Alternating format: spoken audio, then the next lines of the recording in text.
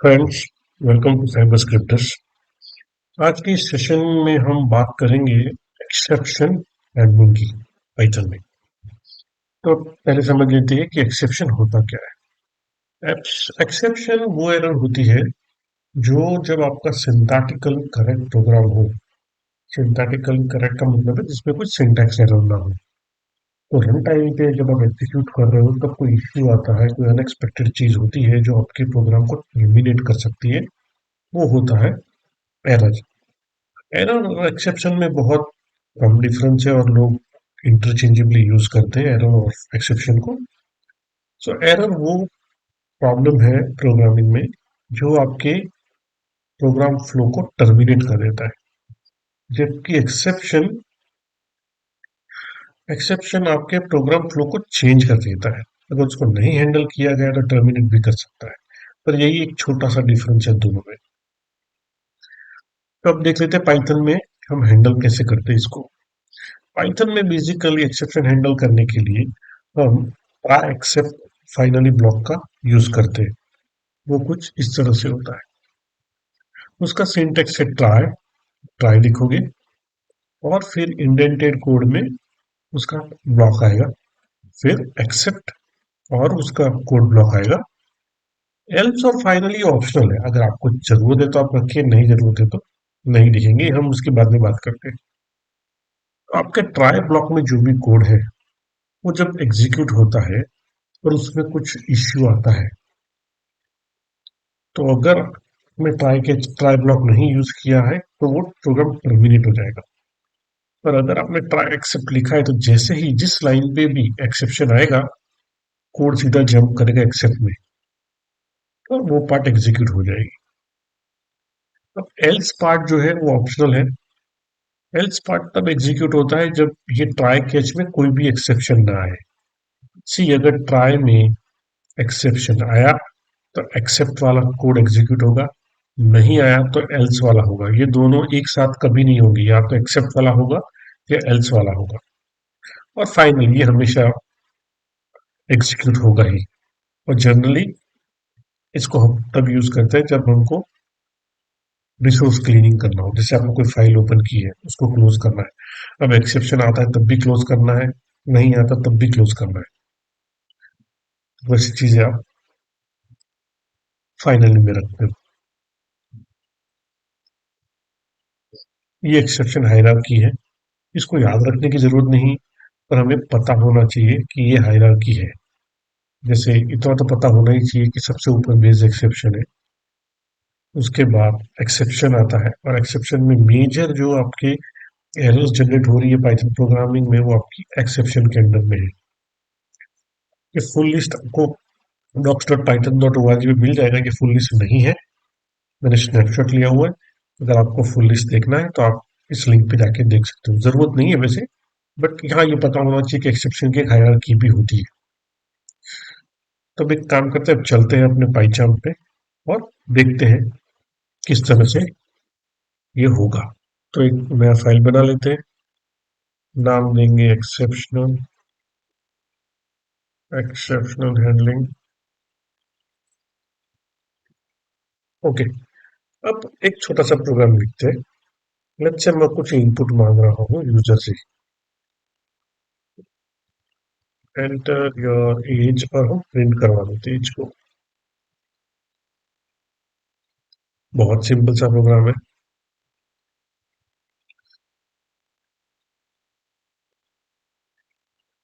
ये प्रिंट हो गया 6, राइट। इसमें कोई बड़ी बात नहीं है। अब अगर मैं कुछ ऐसा दूं जो इंटीजर में, सी हम यहाँ क्या कर रहे हैं, हम एज ले रहे हैं और उसको इंटीजर में कन्वर्ट कर रहे हैं। अगर मैं कुछ ऐसा दूं जो इंटीजर में नहीं कन्वर्ट, फॉर एग्जाम्पल मैं कुछ स्ट्रिंग दे दूं, तो क्या होगा। मैं यहाँ डालता हूँ डी से, क्या हो गया, यहाँ पर वैल्यू एरर आ गई। वैल्यू एरर आने से होता ही है कि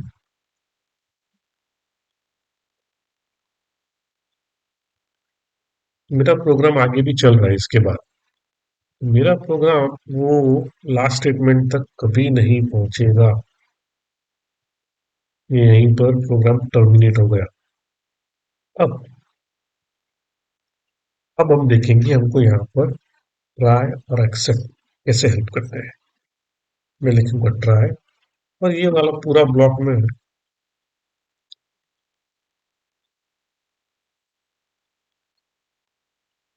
ट्राई में डाल देता हूँ, एक एक्सेप्ट लिख लेते हैं। कुछ नहीं करते एक्सेप्ट में। अब देखते क्या होता है। मैंने ये डाली डी। अब प्रॉब्लम तो हुआ इसी स्टेटमेंट में, और इस पे एक्सेप्शन आया तो ये वाला स्टेटमेंट नहीं एग्जीक्यूट हुआ हमारा, पर उड़ गया यहाँ पर। यहाँ हमने पास लिखा है और ये सीधा आगे बढ़ गया प्रोग्राम। प्रोग्राम हमारा टर्मिनेट नहीं हुआ। यहाँ पर एक कुछ प्रिंट स्टेटमेंट डाल के देख लेते हैं।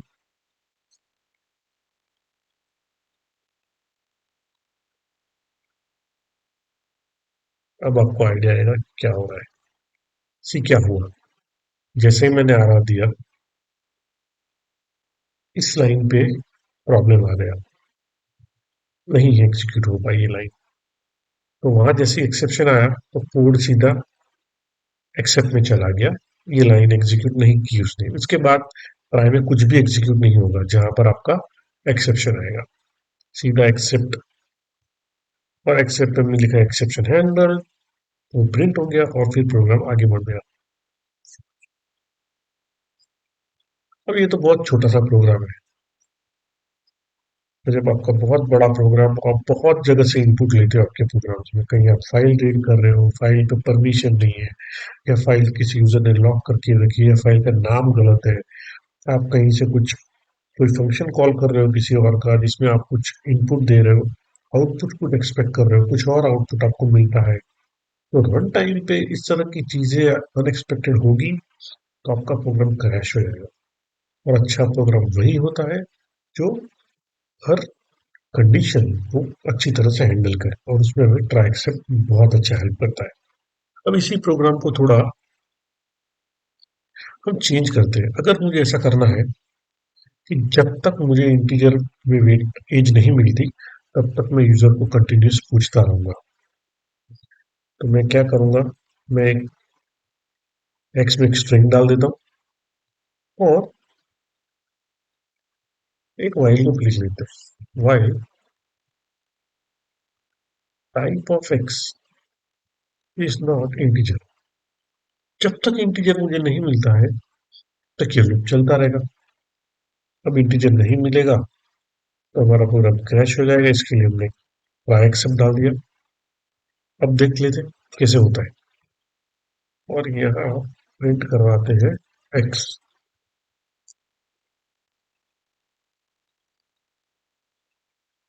Let's see. जब तक इंटीजर नहीं डालूंगा तब तक इस स्टेटमेंट पे एरर आएगी, ये स्टेटमेंट एग्जीक्यूट होता रहेगा, हमारा लूप चलता रहेगा। जैसे ही मैं इंटीजर डालूंगा तो मेरा प्रोग्राम इंटीजर लेगा और आगे बढ़ जाएगा।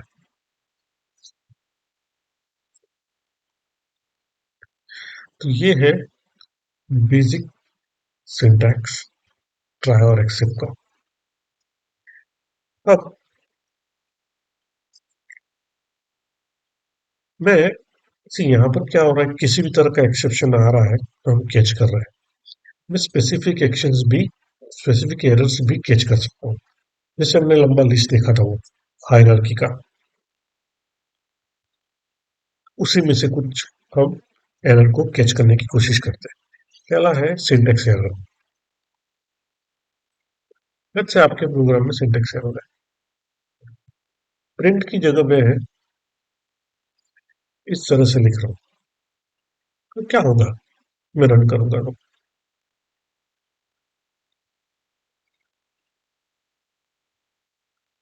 ये बोल रहा है see this is important name error. Name error क्या है कि प्रिंट ये डिफाइन नहीं किया है पाइथन ने। अब मुझे इसको हैंडल करना है, तो मैं ट्राई कैच को कर सकता हूँ।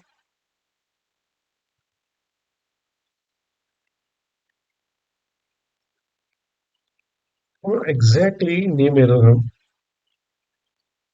हैंडल करेंगे।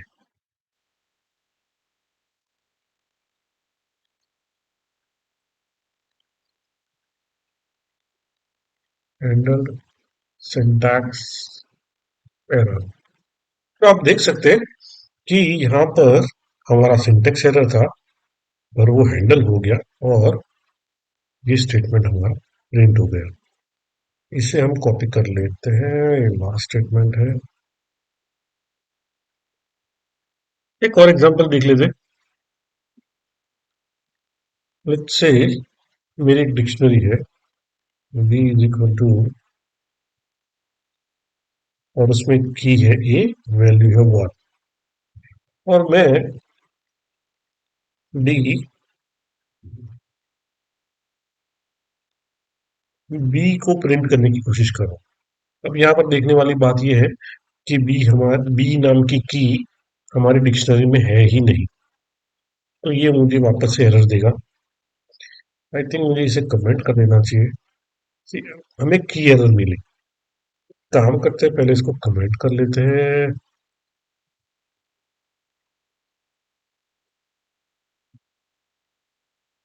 या फिर एक काम करते हैं, इक्वल टू 1 कर देते हैं, तो लूप में जाएगा ही नहीं, और पूछेगा तो जरूर। इसको भी कमेंट कर लेते हैं फिलहाल।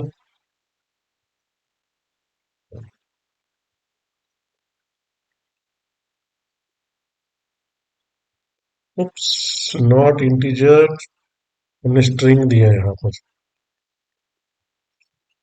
ओके, अब ये नहीं होना चाहिए। ओके, तो यहाँ पर हमारे पास डिक्शनरी है जिसमें की है ए, और हम कोशिश कर रहे हैं प्रिंट करने की बी, तो हमें की एरर आ रही है। इस तरह के एरर्स को भी हैंडल किया जा सकता है ट्राई। आपको ये ध्यान देना है यहाँ कौन सी एरर आ रही है, उसके हिसाब से आपको आपका एक्सेप्ट लिखना है। ये हम ट्राई नहीं, एक्सेप्ट, और एक्सेप्ट नेम एरर ई, और हम प्रिंट कर देंगे हैंडल्ड नेम एरर, और आप ई डॉट, सॉरी,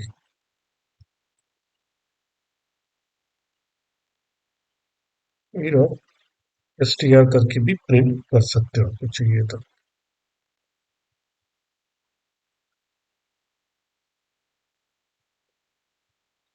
अगर आप ये पूरा एक्सेप्शन प्रिंट करना चाहते हो तो इस तरह से आप, सॉरी नेम एरर नहीं, ये की एरर है, माय बैड। तो ये हैंडल नेम एरर आ गया, और ये E dot S T R ने प्रिंट किया कि कौन सी की वजह से प्रॉब्लम हो रहा है। एक और एग्जांपल देख लेते हैं। लेट्स से मेरे पास एक लिस्ट है, और लिस्ट में 1, 2, 3 है, और मैं प्रिंट कर रहा हूँ प्रिंट एल एल इंडेक्स 10। अब इंडेक्स 10 है ही नहीं हमारे पास सिर्फ 3 वैल्यूज है, यानी इंडेक्स 0, 1, 2 ही है, और हम प्रिंट कर रहे हैं 10। अब देखते क्या होता है। तो यहाँ पर मुझे इंडेक्स एरर मिल रहा है। तो सी, आपका जो भी स्टेटमेंट एग्जीक्यूट हो रहा है, वो स्टेटमेंट, वो हमने जो हायरार्की देखी थी उसमें से कोई भी तरह का एरर आपको दे सकता है, जिसको आपको हैंडल करना है। और यहाँ हमें इंडेक्स एरर आ रहा है, तो हम करेंगे try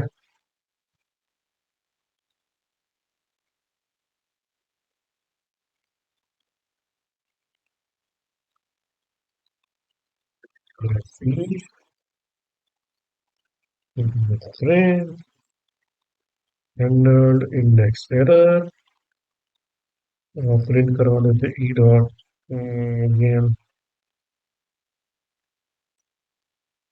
E dot S T R, और ये हमारा हैंडल, ये हमारा हमने जो प्रिंट करवाया था वो आ गया स्टेटमेंट। उसके बाद E dot S T R जो हमको एक मैसेज देता है कि क्या प्रॉब्लम था। अब यहाँ पर देखने वाली बात यह है कि आप जो जो एरर सी, अगर आप इस तरह से लिखते हो, कोई भी स्पेसिफिक एरर या एक्सेप्शन आप नहीं हैंडल कर रहे हो तो सारे एक्सेप्शन हैंडल हो जाते हैं उसमें। पर अगर आप स्पेसिफिक दे रहे हो तो स्पेसिफिक एरर ही हैंडल होगी। अभी अगर यहाँ पर मैं प्रिंट डी और की एक्स प्रिंट करूं तो इंडेक्स एरर सिर्फ ये एरर को हैंडल कर पाएगा, इसको नहीं पकड़ पाएगा। देख लेते हैं। सी वापस की एरर मिल रही हमें यहाँ पर। तो यहाँ पर आप मल्टीपल एक्सेप्ट भी लिख सकते हो।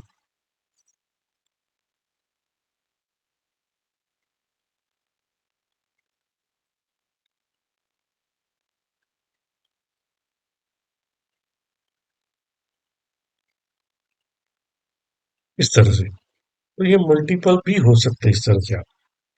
और अगर आपको नहीं पता कि इसके अलावा भी कुछ एरर आ सकती है तो मैं एक बार ट्राई कर लेते हैं पहले।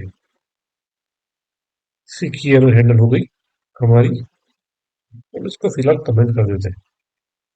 और मैं यहाँ पर एरर की जगह गलती से 1 1 लिख देता हूँ। अब क्या होगा, हम क्या कर रहे हैं? एक्चुअली हम एक इंटीजर के पीछे इंडेक्स लिख रहे हैं जो पाइथन को समझ नहीं आएगा। तो क्या होगा उस केस में जब मैं इसको रन करूंगा तो मुझे टाइप एरर मिलेगी। अब मैं इस तरह से कितनी एरर हैंडल करता जाऊंगा। तो अगर मुझे ऐसा नहीं करना है तो मैं सीधा लिख सकता हूँ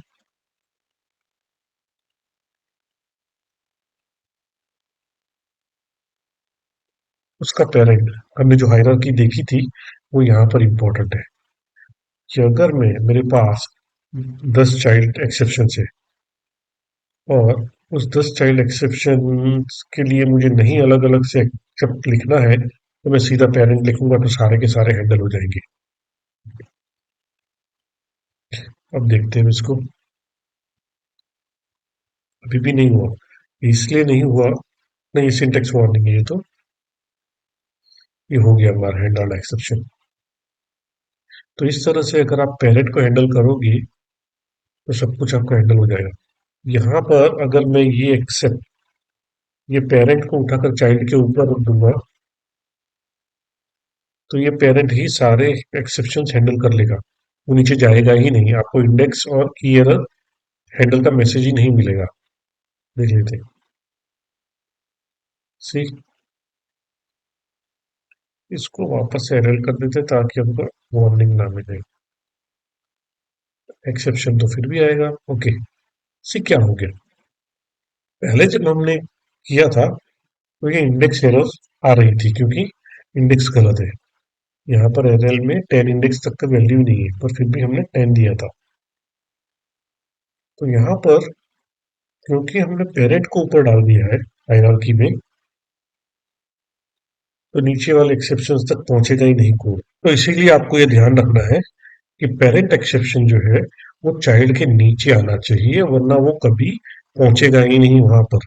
अगर मुझे एक्सेप्शन जनरल एक्सेप्शन हैंडल करने हैं तो वो सारे स्पेसिफिक एक्सेप्शन हैंडल करने के बाद ही होना चाहिए। तो यहाँ पर अगर इंडेक्स एरर आता है तो वो यहाँ एरर हो जाएगा, की एरर आता है तो यहाँ हो जाएगा। और अगर और कोई भी एक्सेप्शन जो आपने नहीं सोचा है और हैंडल किया है वैसा अगर आ गया तो वो यहाँ हैंडल हो जाएगा। तो ये एक बात ध्यान में रखना। अब आगे बढ़ते हैं, यूज केस भी देख लेते हैं। पहला हमारा यूज केस है, मेरा एक सिंपल सा फंक्शन है डिवाइड का, जो क्या कर रहा है सिर्फ एक्स और वाई को डिवाइड करेगा और प्रिंट कर देगा रिजल्ट, या रिटर्न करवा देते हैं रिजल्ट को। Result is equal to x divided by y और प्रिंट करेंगे रिजल्ट। और result of division is, let's say यहाँ प्रिंट करवाते हैं रिजल्ट। उसको कॉल कर लेते हैं डिवाइड 10 by 2। तो ये आ गया हमारा रिजल्ट ऑफ डिवीजन 5.0। सब सही है। अब अगर यहां पर किसी ने DIV 10,0 कर दिया तो अब जानते हो किसी भी नंबर को जीरो से नहीं डिवाइड किया जा सकता, वो अनडिफाइंड होता है, तो पाइथन एरर देगा। हम देख लेते क्या एरर आता है। एरर क्या आया हमारे पास? Zero division error. आपको इस चीज को ध्यान रखना है कि क्या एरर आ रहा है, उसको आप हैंडल करना है। अगर आप स्पेसिफिक एरर हैंडल करना चाहते हैं तो, अगर आप जनरल करना चाहते हैं तो कोई इश्यू नहीं है। जैसे अगर मैं यहाँ पर ट्राई और सीधा जनरल एक्सेप्शन हैंडल कर लेता हूँ, यहाँ पर एक्सेप्ट कुछ भी नहीं लिखता हूँ तो बेस एक्सेप्शन हैंडल हो जाता है। तो हम एक्सेप्शन हैंडल करेंगे, प्रिंट हैंडल्ड जनरल एक्सेप्शन, और हम इसको रन करेंगे तो हमें मिलेगा हैंडल जनरल एक्सेप्शन, राइट। और जैसे मैंने पहले बताया, अगर आप जनरल एक्सेप्शन हैंडल करते हो तो सारे एक्सेप्शन वही हैंडल हो जाएंगे, पर हमें पता है कौन सा एक्सेप्शन था वहां पर, तो हम स्पेसिफिक एक्सेप्शन हैंडल करने का फायदा ये है कि आप स्पेसिफिक मैसेज दे सकते हो या स्पेसिफिक चीजें कर सकते हो। ठीक है, हमारा था जीरो डिवीजन एरर ई, हम प्रिंट करेंगे print error can not divide by zero. See यहाँ पर हमने क्या किया, बहुत स्पेसिफिक एक्सेप्शन आ रहा है, एरर आ रही है, तो बहुत स्पेसिफिक मैसेज दे रहे हैं। See error can not divide by zero, बहुत ही सही एग्जैक्ट मैसेज गया। अब दूसरी गलती क्या हो सकती है? दूसरी गलती ये हो सकती है कि मैंने यहाँ स्ट्रिंग दे दी। स्ट्रिंग को भी डिवाइड नहीं कर सकते आप, तो इस केस में आपको डिफरेंट तरह की एरर आएगी।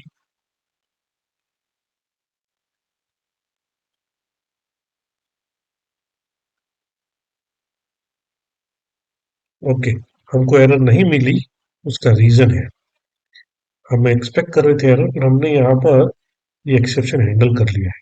तो क्या हुआ, यहाँ पर एक एक्सेप्शन जनरेट हुआ जिसको जनरली बोलते हैं टाइप एरर। जब टाइप में प्रॉब्लम हो जो आपने पास की है तो वो टाइप एरर होती है। तो इसने जनरेट किया टाइप एरर, क्योंकि स्ट्रिंग है 10, स्ट्रिंग को आप डिवाइड नहीं कर सकते, तो उसने जनरेट किया type error.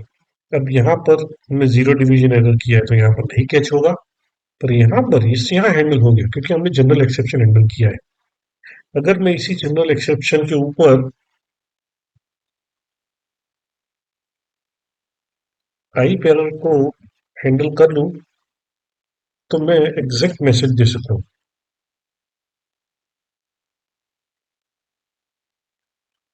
Error invalid data for division. See अब क्या होगा, अब यहाँ पर error I cannot divide by zero, फिर नेक्स्ट लाइन क्योंकि हमने स्ट्रिंग डाली थी हमें टाइप एरर पे हमारा मैसेज आया इनवैलिड डेटा फॉर डिवीजन। तो ट्राई और एक्सेप्ट आप बहुत अच्छी तरह समझ गए हो। अब एल्स देख लेते हैं। तो एक्सेप्ट के बाद आप एल्स डाल सकते हो। एल्स क्या करेगा, एल्स तभी एग्जीक्यूट होगा जब यहाँ कोई भी एक्सेप्शन नहीं आएगा। तो या तो इनमें से कोई एक एग्जीक्यूट होगा या एल्स एग्जीक्यूट होगा। हम एल्स में क्या लिखेंगे, क्योंकि कोई एक्सेप्शन नहीं आ रहा है इसका मतलब हमारा डिवीजन सक्सेसफुल है, तो हम मैसेज करेंगे print the result of x divided by y is result. अब देख लेते हैं एग्जीक्यूट करते हैं। सी यहाँ पर पहले डिवीजन के कॉल में कोई एक्सेप्शन नहीं आएगा क्योंकि दोनों नंबर हमारे सेम है। तो ये दोनों के बाद सीधा एल्स पार्ट प्रिंट होगा, जो आप यहाँ पर देख सकते हैं। Result of division is 5। कोई भी एक्सेप्शन नहीं आया, एक्सेप्शन वाला कोई भी पार्ट एग्जीक्यूट नहीं होगा, सीधा एल्स पार्ट एग्जीक्यूट होगा। अब दूसरे वाले में क्योंकि हमने जीरो पास किया है तो जीरो डिवीजन एरर आएगा और कैनॉट डिवाइड बाय जीरो आ गया। उस केस में एल्स नहीं एग्जीक्यूट होगा। और फाइनली लास्ट वाले में टाइप एरर आया और ये वाला स्टेटमेंट एग्जीक्यूट हो गया, तो उसमें भी एल्स पार्ट नहीं एग्जीक्यूट होगा। अब आप ट्राई एक्सेप्ट एल्स समझ गए, फाइनली देख लेते। जैसे मैंने पहले बताया, फाइनली हमेशा एग्जीक्यूट होगा। सो प्रिंट यहाँ पर डाल देते, this block always executes regardless of exception. Generally पहले जैसे मैंने पहले बताया था, फाइनली रिसोर्स क्लीनिंग के लिए और या रिसोर्स फ्री करने के लिए हम यूज करते हैं। जैसे फाइल्स ओपन किए तो क्लोज करना है, कोई ऑब्जेक्ट बहुत ज्यादा हाई मेमोरी ऑब्जेक्ट आपने यूज किए उनको फ्री करना है, या कोई सॉकेट ओपन किया उसको क्लोज करना है, डेटाबेस में कोई कनेक्शन किया है वो सबको क्लोज करना है। तो वैसी सारी चीजें आप फाइनली भी करते हो कि एक्सेप्शन आए या ना आए, मुझे ये पार्ट तो करना ही है। अब वापस इसको रन करके देख लेते हैं एक बार। ओके, सो पहला डिवीजन हमारा 10/2, कोई एरर नहीं आएगा, तो एल्स पार्ट प्रिंट होगा क्योंकि एक्सेप्शन नहीं है। ये एल्स पार्ट प्रिंट हो गया,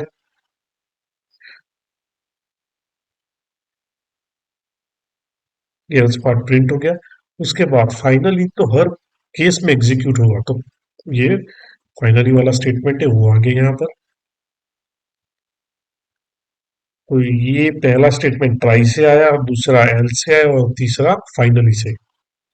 अब दूसरा देख लेते।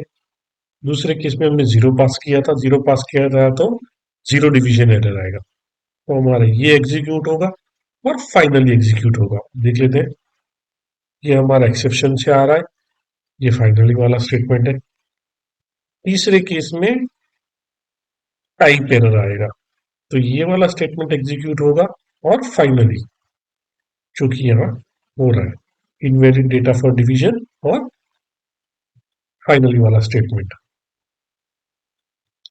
तो इस तरह से आप ट्राई एक्सेप्ट एल्स और फाइनली का यूज करके आप अपने प्रोग्राम को एरर फ्री बना सकते हो। आप एक ऐसा प्रोग्राम लिख सकते हो जो हर केस, हर सिचुएशन को, चाहे वो प्लान्ड हो या अनप्लान्ड हो, उसको हैंडल करे। क्योंकि जब आप प्रोफेशनल प्रोग्रामिंग करोगे तो बहुत बहुत बहुत ज्यादा ट्राई एक्सेप्ट का यूज होगा, क्योंकि किसी भी कंडीशंस में, चाहे वो प्लान्ड हो, अनप्लान्ड हो, एक्सपेक्टेड हो, अनएक्सपेक्टेड हो, आपका प्रोग्राम से एक बार ये हो सकता है कि आपका प्रोग्राम आउटपुट सही ना दे या मैसेज सही ना दे, पर वो क्रैश तो नहीं ही होना चाहिए।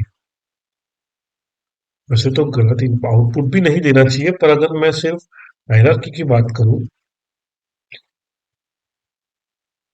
तो ये आपको बहुत ही हेल्प करेगा कि आप एग्जैक्ट इनपुट को पकड़ के आप एग्जैक्ट मैसेज दे सको। क्योंकि जब हम डीबगिंग करते हैं तो डीबगिंग में इन मैसेजेस का बहुत इंपॉर्टेंस होता है।